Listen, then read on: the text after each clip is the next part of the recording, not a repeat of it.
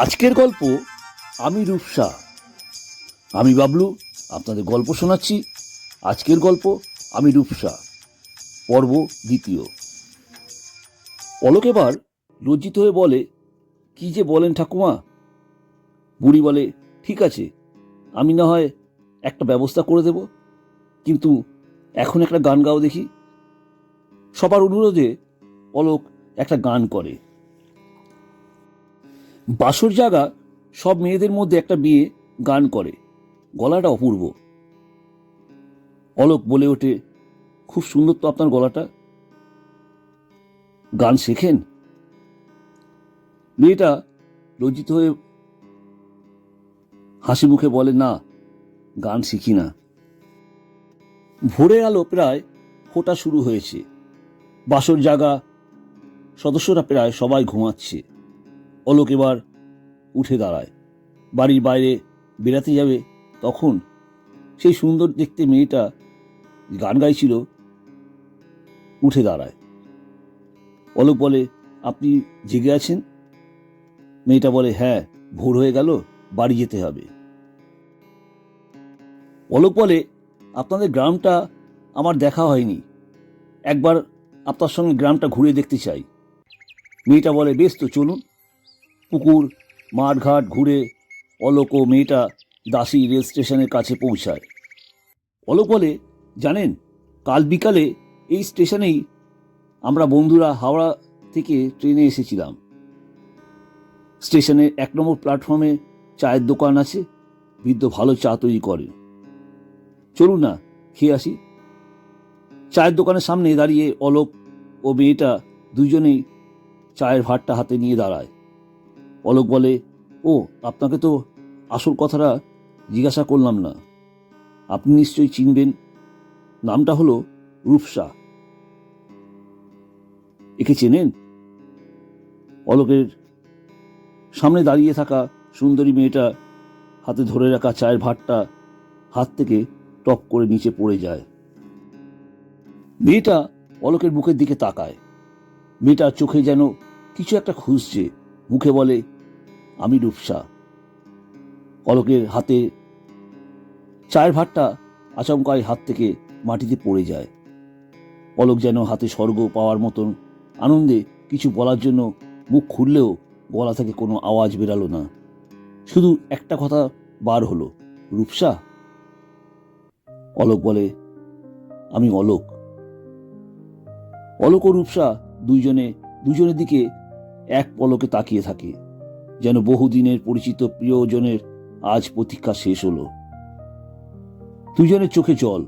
অলোক রূপসার হাতটা কখন যে ধরে আছে তা দুজনে কেউ টের পায়নি। বৃদ্ধ চা বিক্রেতা ডাকে, দুজনই চমকে ওঠে। বৃদ্ধ চা বিক্রেতা বলে, তোমরা তো চাটা খেতে পারলে না, এই নাও চা, বলে দুটো চায়ের ভাঁড় রূপসা আর অলোকের হাতে দিয়ে বলে, এখানে বসে চাটা খাও দেখি। বৃদ্ধ চা বিক্রেতা আজ অবাক দৃষ্টিতে এই দুটি প্রাণীর চোখ ও মুখের কিছু না বলা ভাষা বুঝতে পারে। বৃদ্ধের মনে পড়ে, নিজেও একদিন বানভাসী খড়কুটোর মতন এখানে আশ্রয় পেয়েছিল। সেই দিনও এক বানভাসী পরিবারের সবাইকে হারিয়ে স্টেশনের 1 নম্বর প্ল্যাটফর্মে বসে একটা মেয়ে কাঁদছিল। তখন বৃদ্ধ সুটাম দেহের বলিষ্ঠ এক যুবক এগিয়ে গিয়ে মেয়েটার দিকে সহযোগিতার হাত বাড়িয়ে দেয়। একটা দিন মেয়েটা বুঝতে পারে ও সিদ্ধান্ত নেয় এই যুবককে তার জীবন সঙ্গী করা যাবে, তারপর বিবাহ।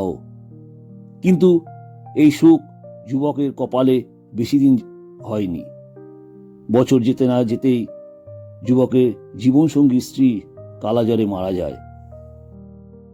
বৃদ্ধ চা বিক্রেতা অলোককে বলে, বাবু, তোমারে তো এর আগে এখানে কোনোদিন দেখিনি, পরদেশি? অলোক বলে, হ্যাঁ, ঠিকই বলেছ, আমি কলকাতায় থাকি, এই গ্রামে বন্ধুর বিয়েতে এসেছি। অলোক চায়ের পয়সা দিতে গেলে বৃদ্ধ বলে, আজ প্রথমবার আমার তরফ থেকে ভালোবেসে চাটা খাওয়ালাম, তাই এটার পয়সা নেব না। আমার জীবনে অনেক পুরনো স্মৃতি তোমাদের দেখে মনে পড়ে গেল। অলোকের জীবনে যেন আজ বড় প্রাপ্তি। অলোক আজ রূপসাদের বাড়িতে গিয়ে রূপসার মাকে প্রণাম করে নিজের পরিচয় দিয়ে রূপসাকে বিয়ে করে তার জীবনসঙ্গী করতে চায়। অলোক আরও বলে, এই বিয়ের প্রস্তাবে আপনারা রাজি থাকলেই আমাকে এখনই জানিয়ে দিন।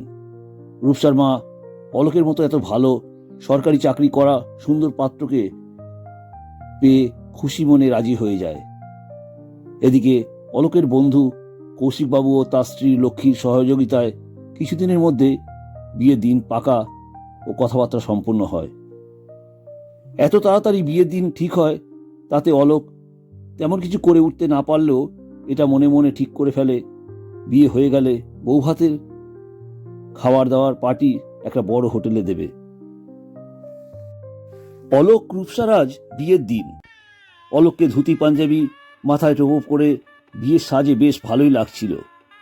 অলোকের আপনজন বলতে কেউ নেই, তাই বিয়ের বরকর্তা বলতে যা বোঝায় তা হলো অফিসের স্টাফ বা দাদা, ওই কৌশিকবাবু।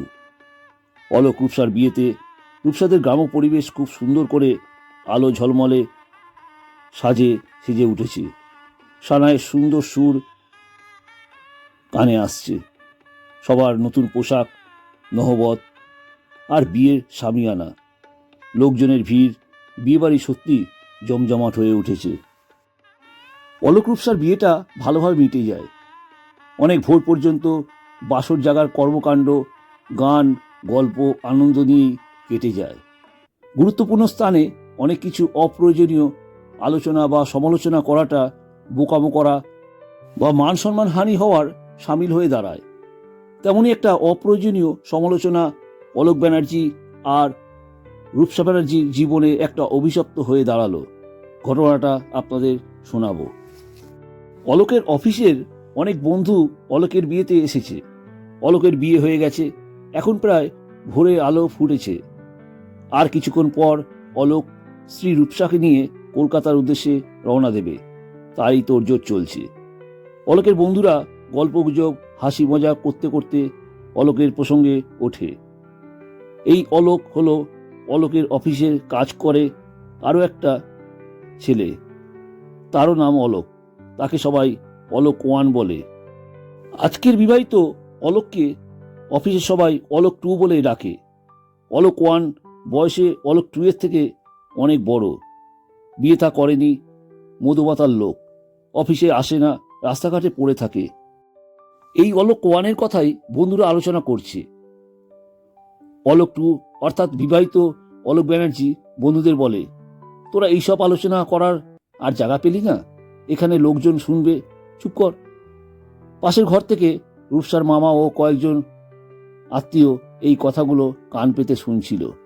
যথারীতি এই কথাগুলো রূপসা ও পরিবারের সবাইকে বলে। অলোক বাজে ছেলে, মধুমাতাল, অফিসে চাকরি করলেও প্রতিদিন যায় না, চাকরি চলে যাবে। সামান্য একটা কথা বোঝার ভুলের জন্য বিয়েবাড়িতে যেন দাবানলের আকার নিল। অলোক ও অলোকের বন্ধুরা বিয়েবাড়িতে উপস্থিত আত্মীয় পরিজনদের কিছুতেই বোঝাতে পারল না যে এটা অলোক টু, আমরা অলোক ওয়ানের কথা বলছি। বিয়েবাড়িতে শোকের ছায়া নেমে আসে, কান্নাকাটি ও অলোকের চরিত্র নিয়ে কথা ওঠে। এক আত্মীয় বলে, ছেলে ভালো, সরকারি চাকরি করে, কিন্তু কোনো চাহিদা নেই, টাকা নেবে না, সোনা গয়না নেবে না, আলমারি বিছানাপত্র কিছুই নেবে না। এক দেখাতে রূপসাকে বিয়ে করবে। এই সব শুনে আমি বলেছিলাম এ ছেলের কোনো দোষ আছে, তা আজ বন্ধুদের মুখে নিজের কানে শুনলাম। বরকর্তা এ পাড়ার জামাই কৌশিকবাবু ও স্ত্রী লক্ষ্মী অনেক অনুনয় বিনয় করেও কিছু হলো না। আত্মীয়রা কৌশিকবাবুকে বলে, আপনি পাড়ার জামাই, না হলে আপনাকে দুঘা দিতাম। নমস্কার, আমি আপনাদের এতক্ষণ গল্প শোনাচ্ছিলাম। আমার গল্প আপনাদের কেমন লাগছে জানাবেন। এই রকম সুন্দর সুন্দর গল্প শুনতে চান তাহলে অবশ্যই গল্পের ডায়েরি চ্যানেলটিকে একটি সাবস্ক্রাইব করে পাশে থাকা বেল আইকনটি ক্লিক করবেন। যখনই আমি নতুন কোনো ভিডিও আপলোড করব সবার আগে নোটিফিকেশন আপনাদের কাছে পৌঁছাবে। আপনাদের মূল্যবান সময় আমাকে দেবার জন্য অনেক ধন্যবাদ। শুভরাত্রি।